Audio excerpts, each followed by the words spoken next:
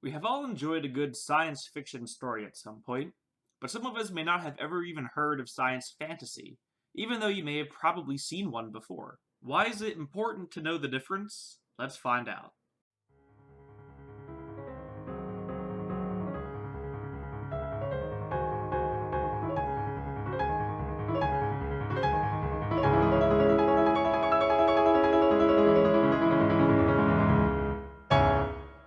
Sci-fi. The epic, technology-driven stories that make us yearn towards the future. Sci-fi is one of the most popular genres to write for in all of literature, film, and gaming. What sets sci-fi apart from other genres is pretty obvious. It also lies in the name. It's fiction based on science. The book usually goes through pains to explain the science so readers of any education level can enjoy the actual plot. If anyone actually read Jurassic Park, you know what I'm talking about. About 20% of that book is background science lessons so that when the T-Rex eats someone, we understand why. This is where sci-fi differs from science fantasy. These stories take one step past regular fiction and cross into complete fantasy. These stories show the limitless potential of the genre without wasting time discussing silly things such as is it possible or is it accurate. The major difference between the two, and why an author would want to understand them, is who gets to make the rules. In sci-fi, hard science makes the rules. If Einstein says you can't break the speed of light, then you can't break the speed of light.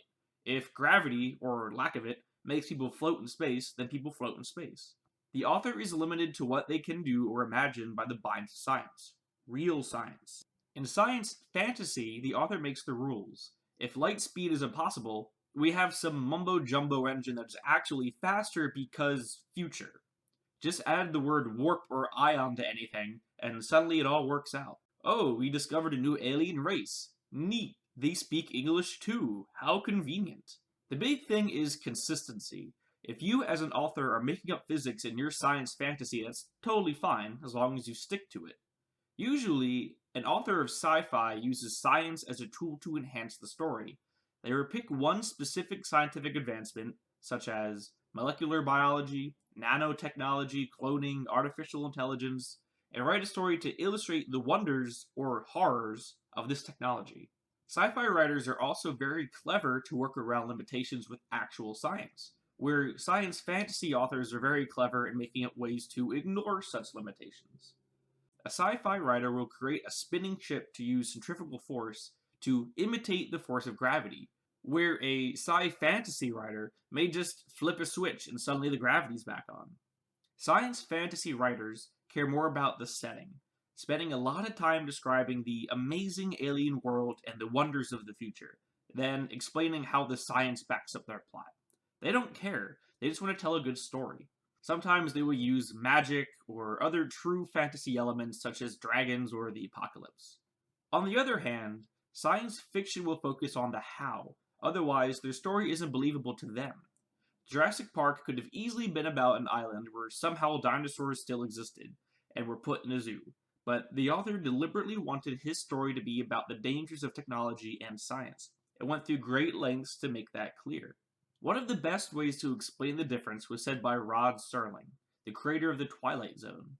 Science fiction is the improbable made possible, while science fantasy is the impossible made probable. Why would an author want to choose one over the other? Basically, you want to weigh the options of believability and imagination. If a sci-fi writer can get the reader to think, can this actually happen? Then they have done their job. What makes Jurassic Park so enduring is that there is a chance that a genetically modified dinosaur zoo might actually be possible, even if those chances are slim. Some sci-fi writers, however, enjoy the challenge of working around real science, pushing their imagination to come up with ways to use science as a tool rather than a limitation. Science fantasy wants to explore their worlds without worrying about reality. They want total control. Or maybe they just don't understand the physics themselves and don't care to know. Understanding the difference and labeling yourself also helps market the story. Some readers don't want anything to do with a story that obliterates their suspension of disbelief. If this plot device can't actually happen, they may just put the book down. While, on the other hand, some readers don't give a damn about nanomolecular biotechnology, let alone read a thesis about it before the plot actually begins. They just want something that takes them to a faraway world in a spaceship that runs off dreams. It all boils down to know your audience, know your limitations, because if you commit to sci-fi, get ready to do a lot of research and know what story you want to tell. That's all I have for this topic, and remember, writing belongs to everyone. See you next time.